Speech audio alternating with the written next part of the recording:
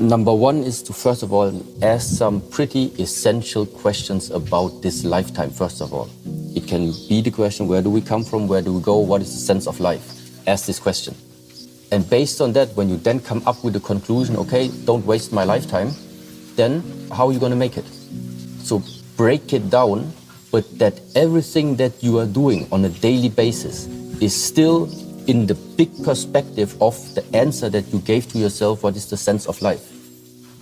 So whatever you are doing, does it still fit into that wider perspective when you ask yourself the question, what is the sense of life? What's the purpose of life? What is my mission? What am I supposed to do?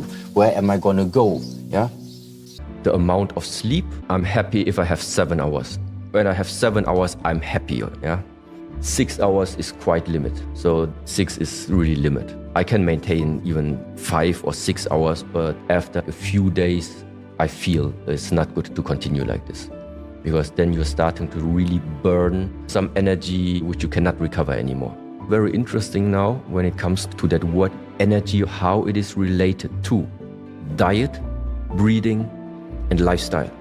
The quickest way to change something about the way how you feel during the day or energy state are these 3 things: diet, breath work, and lifestyle.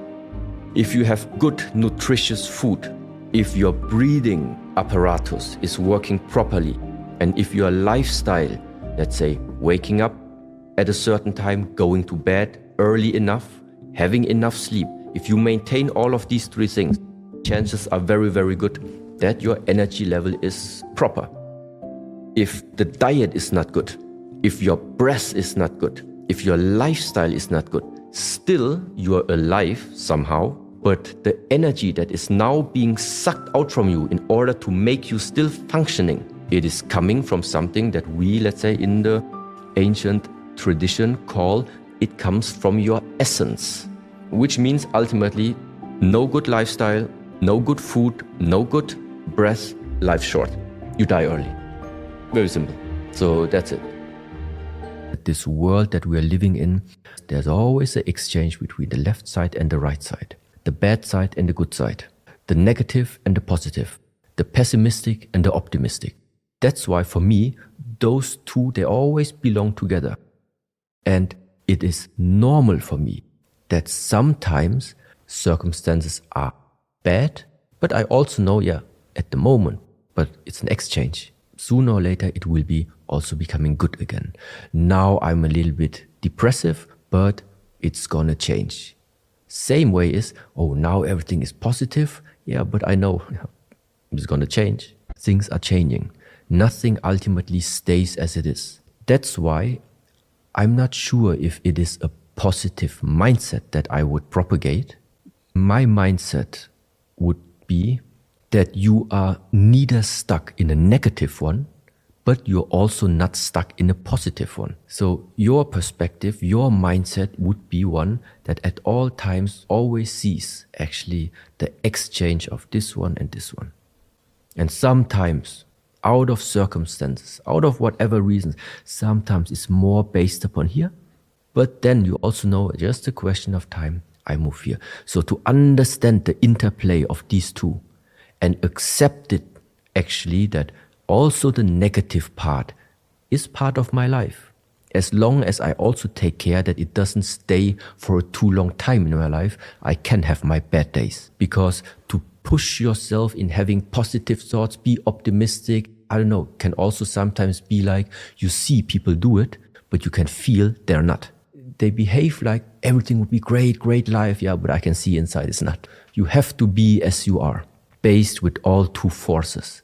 It's just that stay calm, nothing stays as it is. See the interplay always of both forces.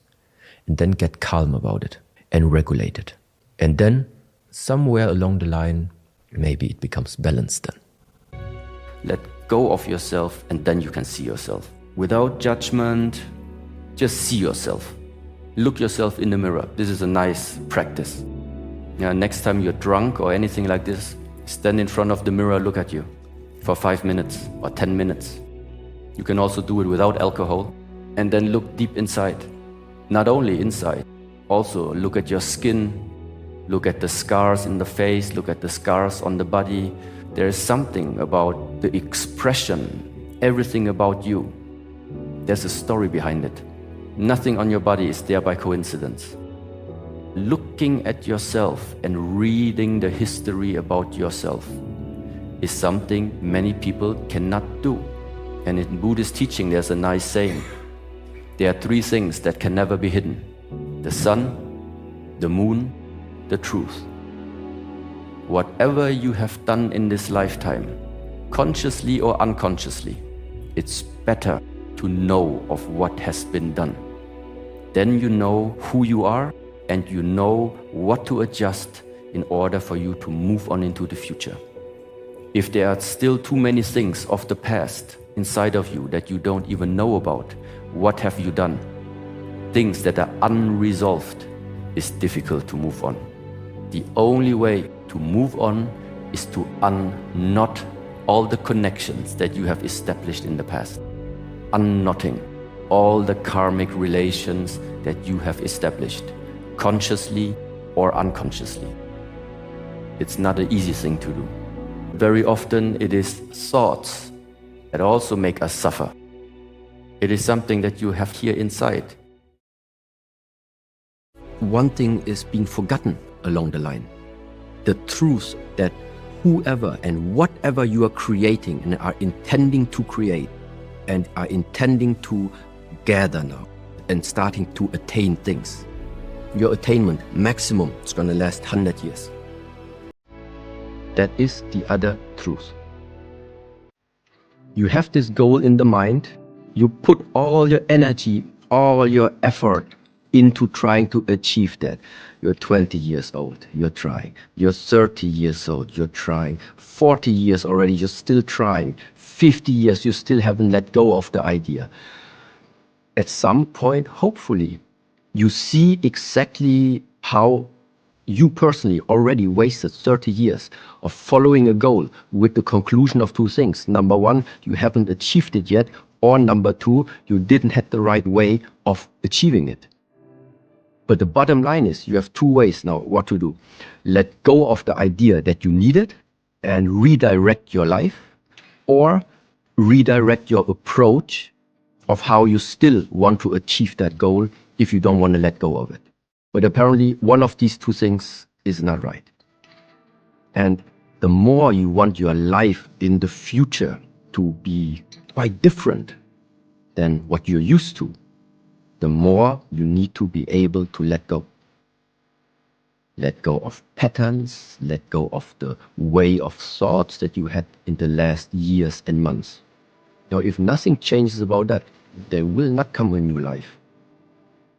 If you want to go deep in something, time is necessary in how much you're spending with something, but at the same time, it's also your ability to observe. I also witness quite a lot like feeling inside the people. The mind sometimes I feel is not there. They are physically at a very beautiful place. Physically they are there, but the mind seems absent. Because apparently the mind and the body is nothing which naturally is regarded as being together. And this is the result of why? Because sometimes of the system. Because you continuously look and search for something which is not here right now. So what does it mean? It means body is here, but your mind is looking for something. And if you don't pay attention to this, it can just manifest and express itself in exactly such things. You find yourself actually in a place which is super beautiful, which is offering everything that you need, but you are not going to recognize it. Because your mind is a step already again ahead of it. And if this type of pattern, if this type of habit and conditioning you don't realize about yourself, I really think you're missing some essential part about living this lifetime, which is about the enjoyment of what you have. Work for things you like to have, do the work in order to get it, but observe yourself at the same time when it comes, when it enters your life. Do you still have the ability to really forget everything else and just enjoy what you have. There's something about balance there. It's really helpful, and especially it doesn't cost anything. At the end of the day, you are the one, it's your life. You decide and you take the consequences. If sometimes in this lifetime you feel I'm stuck somehow, why? Why are you stuck? Because you continuously try to move forward with the old patterns that also haven't worked the last 10 times. It's time for a new perspective. If somebody wakes up every morning without any goal, without any purpose, but feels just fulfilled, no need for purpose. But I think in the modern society, we find it probably a phenomena. You have everything, more or less. Wake up, but there is this discontentment. Don't know what to do with your time. Don't know the sense of, I don't know. And then I think it would make sense to add just as a motivator. It makes sense to give your life a purpose. You put yourself a mission statement. First thing is just you need to keep going. You need to do something in order to make use of the lifetime that has been given to you. But along this way, things are going to change. There will come the period you do, and then you realize all the doing actually brought nothing. So maybe you will return back to it's about the non-doing, and then you do nothing again. But then at the same time you realize, yeah, but with all the non-doing, I know I could do actually much more. Then you start doing again. And along this way, you're going to figure out the middle way for you to live. It's both of them. It's not about being active all the time, and it's also not about being passive all the time. It's about being present in all of these times. The best would be you have a so-called self-discipline, meaning you understand when it's necessary now to stick to the plan, and also to realize when you are actually just about to break your plan. That's discipline. But sometimes people do not have this self-awareness, that self-observation. They don't see it from themselves. And this is why then the discipline must come from an external source. Your father must be there telling you, this is not how it's done. An organization, the military must be there to tell you, it's 4 o'clock, wake up. Because by yourself, you wouldn't do it. Okay? So this is also like in terms of discipline, which one? Self-discipline or external? It depends on who. Hope is really, really deeply embedded, where internally you don't care about what 8 billion other people say. You have it and you're going to do it. The less fearful you are, the more you're going to expand, the more you're going to discover. Now the question is, bro, I'm already trying one thing that is new to me. It still feels uncomfortable to me, but okay, let's try. Just one step out. Next day, another step out.